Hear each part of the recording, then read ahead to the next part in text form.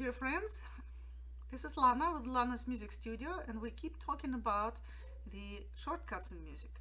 In our previous videos, we talk about simple shortcuts like repeat signs, but today we'll talk about a subject that get a lot of people really confused, and we will talk about abbreviations that looking like this. You're playing all the piece, very nice and beautiful, and then you come to this and say like, what is this? What do I do in here? Well, DC reads like da capo. From beginning, capo is a head, da capo from the top, from the head, until al word fine. And fine means end, the end. And that's where you actually stop playing, in the very end.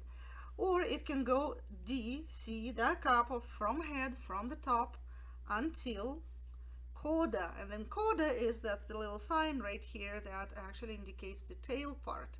Coda literally means tail, and when you see this, you jump into the ending, special ending part. In Russia, we call it a lantern. That kind of reminds the old-fashioned lantern, but really the name for it is coda, the tail. And I'm going to show you a beautiful music piece by Nancy Faber that is demonstrating that wonderful feature. So if I'll name those parts as A and B, that first section, first page will be the part A. Very nice, lively, beautiful, light music. And then the second section, part B, will be started on the second page, and this is first 3 lines. I call it a drum and a flute because that left hand does the drumming and right hand does something similar to some sort of flute. So the drum and flute will be part B, and then we're going to see in the end of this part is DC al coda. DC again reads as da capo, from the head, from beginning, al coda, until coda. So from here we're jumping back to beginning, and we're playing all the way through part A again until we come to that sign to coda. You see that first coda sign right here, and then we cut and paste to here to another coda sign, and this will be our coda, the tail part, the ending section of the whole piece. And that's how it will sound like. This is your part A. I'm starting from the very beginning.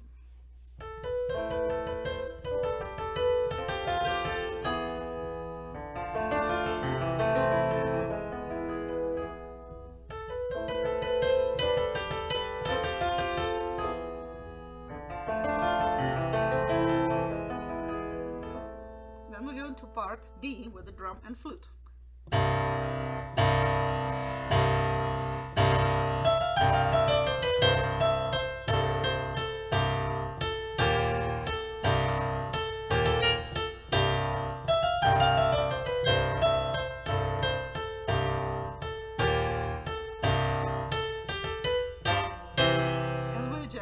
To that ending of that energetic part which says DC al coda, and we're jumping back to beginning.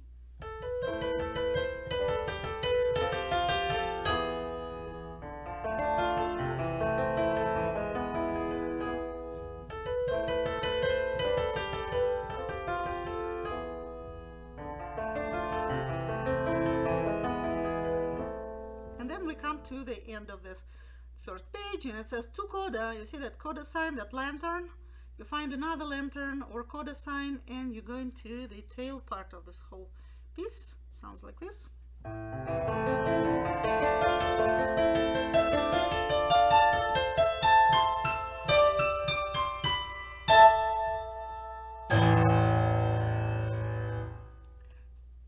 So what if this wonderful piece written by Nancy Faber, medieval fairy, what if she would write some sort of introduction, intro? And let's say we didn't start right away from the melody, but we'll have a little, several measures of the intro, something like this.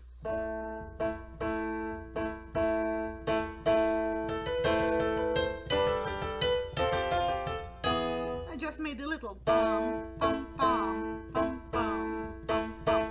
So this is the intro.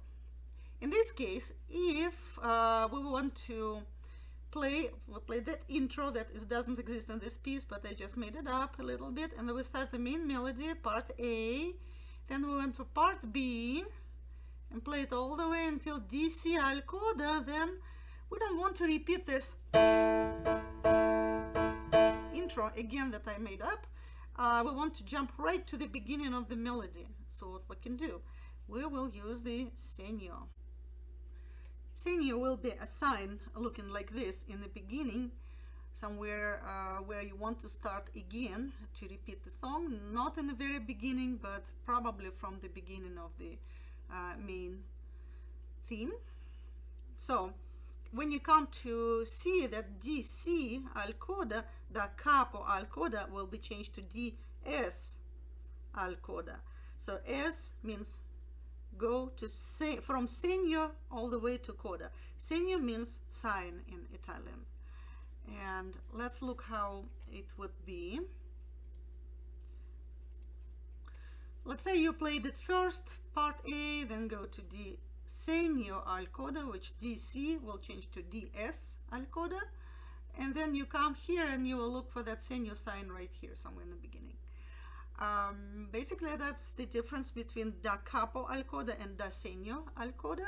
So really with segno, you're starting from a certain point where the author wants you to start and skip some previous sections, like intro, for instance.